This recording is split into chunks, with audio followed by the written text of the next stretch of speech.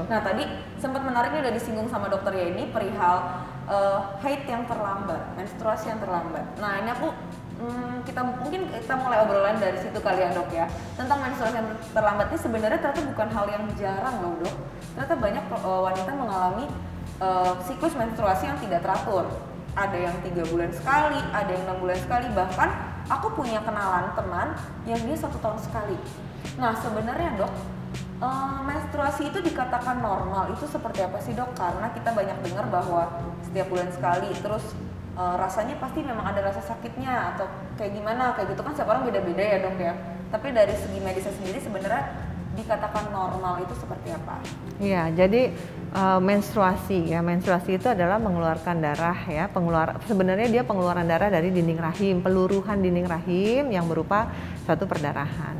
Nah, harus dilihat dulu dia tidak haidnya memang sejak awal ya, sejak dia sebelum usia 17 tahun atau memang sudah pernah haid tapi kemudian macet gitu ya, berapa bulan sekali, bahkan ada yang bertahun-tahun tidak haid ya. Jadi ada yang kita sebut tidak haid karena memang dari awal tidak haid atau amenorrhea primer. Nah, yang kemudian yang kedua pernah haid tapi kemudian macet atau amenorrhea sekunder ya. Kalau yang primer tadi ya tentunya kita harus lihat dulu apakah dia ada kelainan anatomikah atau mungkin ada kelainan genetiknya gitu. Nah, kalau yang kedua yang primer seringkali ada wanita-wanita yang memang karena lifestyle-nya nih ya, kurang olahraga, kemudian nutrisinya tidak diperhatikan, kelebihan berat badan ya, atau mungkin ada gangguan hormonal lainnya gitu, misalnya hormon prolaktinnya yang tinggi ya.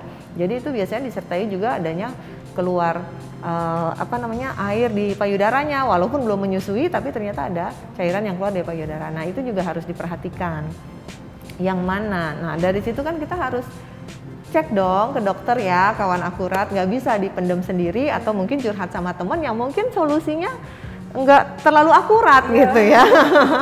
Nah itu yang harus diperhatikan ya.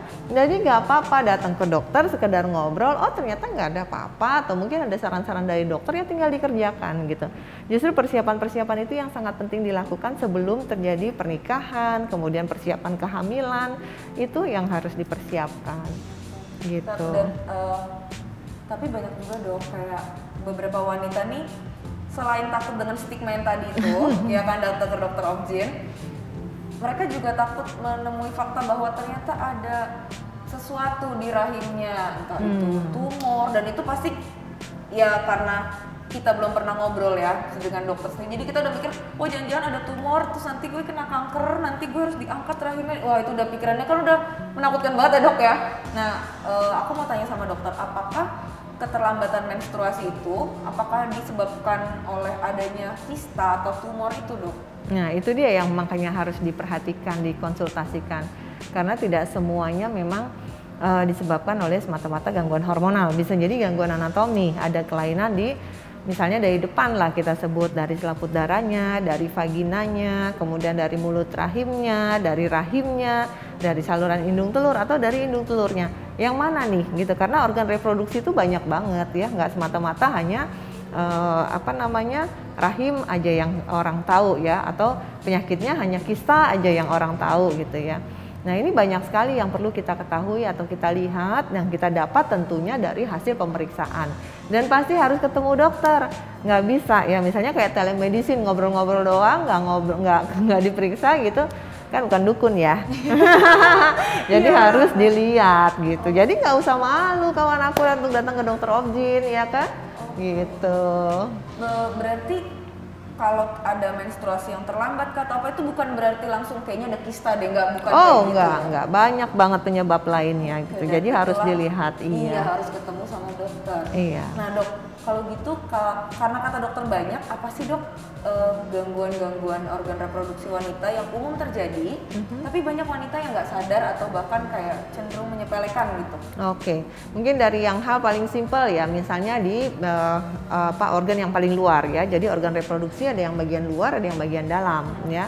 Yang bagian luar mungkin bibir kemaluannya sendiri, kadang muncul adanya suatu jerawat ya, kemudian lecet-lecet atau mungkin ada virus akibat dari hubungan seksual ya, hubungan seksual yang mungkin belum penetrasi gitu lah, tapi hanya mungkin sekedar petting ya sama pacar, atau mungkin karena tangan yang kurang bersih atau apa. Nah itu harus diperhatikan kalau ada yang rasa tidak nyaman, ada nyeri, kemudian ada timbul benjolan-benjolan. Nah itu harus kita raba setiap hari pada saat kita mandi ya, pada saat kita habis kencing, pasti kan kita membasuh alat kewanitaan kita. Nah itu diperhatikan. Kalau ada benjolan-benjolan yang tadinya nggak ada jadi ada, ya harus mungkin dikonsultasikan apakah ini ada yang serius atau tidak. Kemudian yang kedua masalah keputihan, ya kan? Paling sering.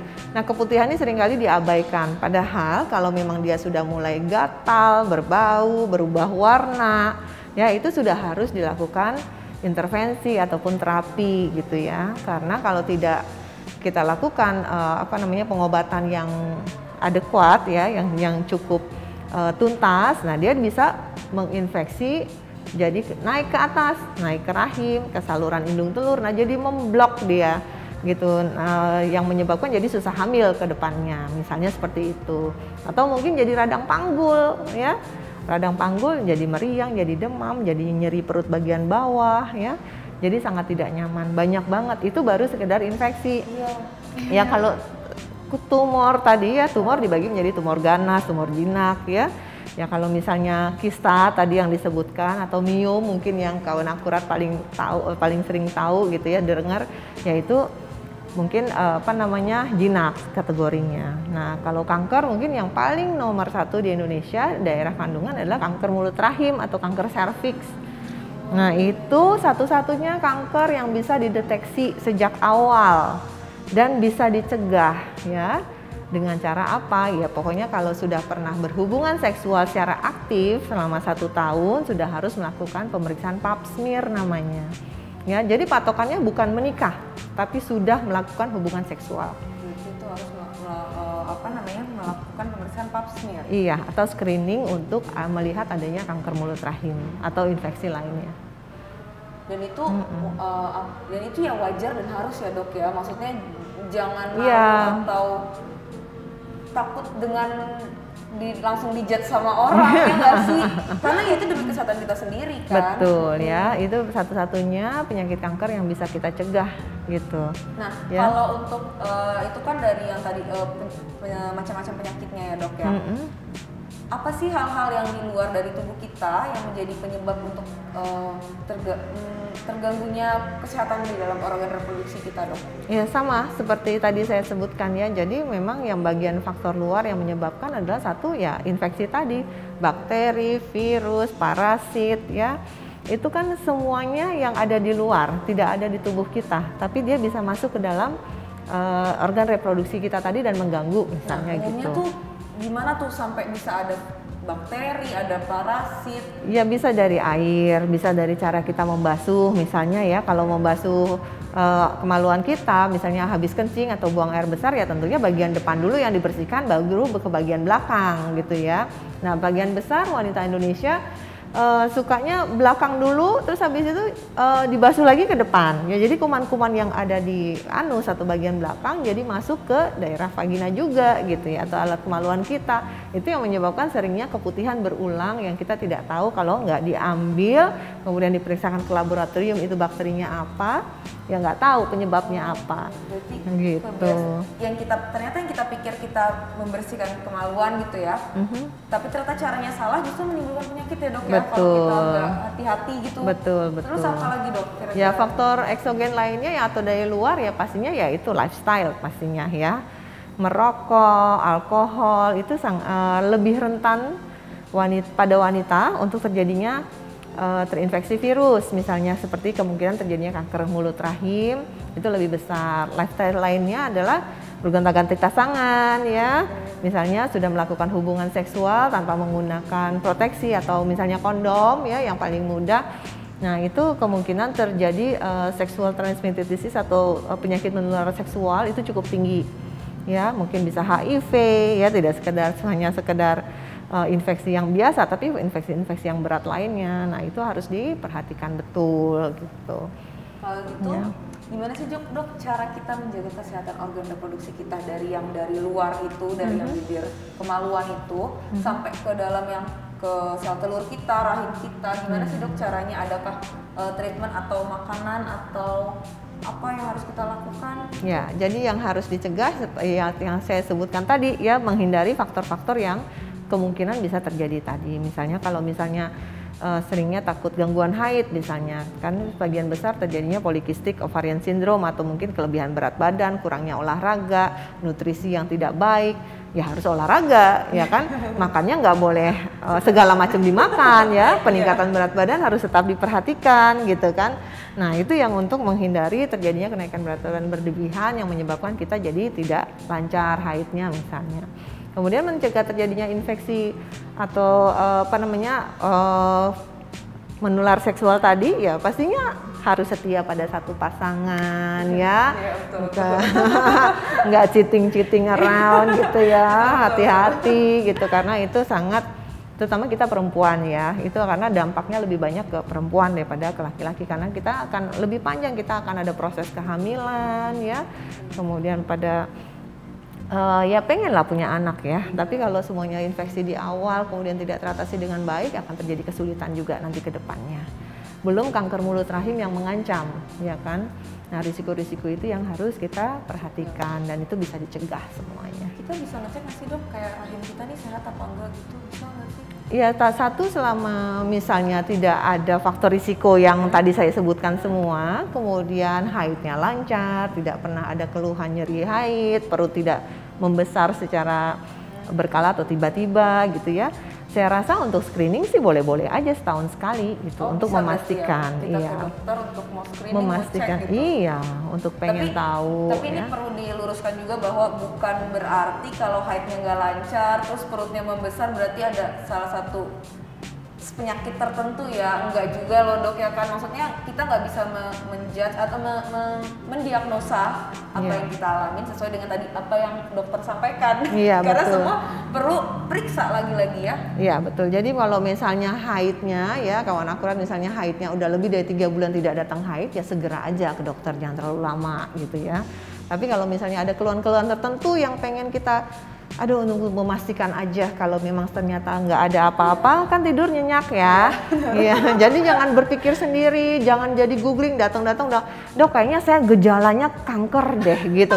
Wah itu udah susah banget ngebalikin bahwa ternyata nggak ada apa-apa loh di kamu gitu. Kamu hanya perlu ada advice tertentu yang sesuai dengan keadaan saat ini gitu. Jadi jangan mendiagnosis diri sendiri dulu, itu udah susah banget ya untuk mengembalikan gitu. Jadi kualitas hidup kita juga jadi nggak begitu bagus ya, karena kita depres sama keadaan yang kita pikir seperti itu, padahal nggak sama sekali, ternyata nggak ada apa-apa. Atau kebalikan, terlalu tenang tapi ternyata harus segera diobati. Nah seperti itu. Jadi memang kalau ada waktu ya diluangkan waktu untuk melakukan pemeriksaan, karena nggak ada salahnya sama sekali ya dok ya. Betul itu ya. Sebagai bentuk pencegahan dan cinta pada diri kita sendiri ya. Betul, itu banget setuju ya, menghadiahkan diri kita ya, setiap kali ulang tahun jangan party deh, ke dokter ya, cek lihat, oh dokter aku sehat, nah habis sehat baru party ya nggak sih? Dok, aku jadi tadi ngomong-ngomong masalah itu tuh, aku mau tanya juga nih, kalau misalkan kita siklus menstruasinya nggak lancar, nah banyak beberapa orang dan mungkin aku juga sempat ngalamin mungkin nggak lancar seperti itu ya, kita ngerasain nih gejala-gejala PMS-nya nih, yang moodnya lah atau yang nyeri perut atau yang ini, tapi ternyata menstruasinya nggak keluar. Nah pertanyaannya adalah itu kemana dok si sel telurnya itu yang sampai kok nggak bisa keluar itu? Apakah dia tetap tidak gugur, tetap ada di situ di dinding rahim itu, atau karena yang aku takutkan adalah dia akan menyumbat organ-organ lain gitu loh dok, ya kan? Ya, jadi nggak seperti itu sih sebenarnya ya. Jadi kalau misalnya tidak terjadi haid seperti yang tadi di awal saya bilang, ya berarti tidak ada peluruhan dari dinding rahim gitu. Kita berbicara pada yang sekunder ya, udah pernah mens tapi sekarang tidak mens misalnya. Ya itu masih ada gangguan atau sesuatu yang menyebabkan si dinding rahim itu tidak terjadi penebalan di sana gitu ya. Yang sebagian besar memang yang tadi kita sebutkan ada gangguan hormon lah di sana gitu. Jadi memang tidak terbentuk penebalan dinding rahim, tidak ada darah apapun yang tidak keluar, memang tidak ada terbentuk gitu. gitu. Jadi memang nggak terbentuk, jadi ya memang tidak ada yang keluar jadinya. Bukannya dia jadi di dalam, terus jadi dia nggak sehat, takut darah kotornya nggak keluar. Nah sebenarnya bukan darah kotor juga, itu semua yang berada di dalam tubuh itu semuanya steril ya, nggak ada yang kotor. Hanya kita menyebutnya gitu karena kita jadi tidak bisa beribadah ya kan. Makanya dalam keadaan kotor atau tidak bersih tidak boleh beribadah. Tapi sebenarnya dari kategori medis itu bukan darah kotor gitu ya. Tapi memang satu keadaan yang peluruhan dari dinding rahim gitu. Dan walaupun kayak gitu, tapi itu tetap harus diperiksakan kayak kenapa dia tidak terjadi peluruhan gitu ya dok? Iya, ya itu tadi kalau sudah tidak haid 3 bulan ya kita harus segera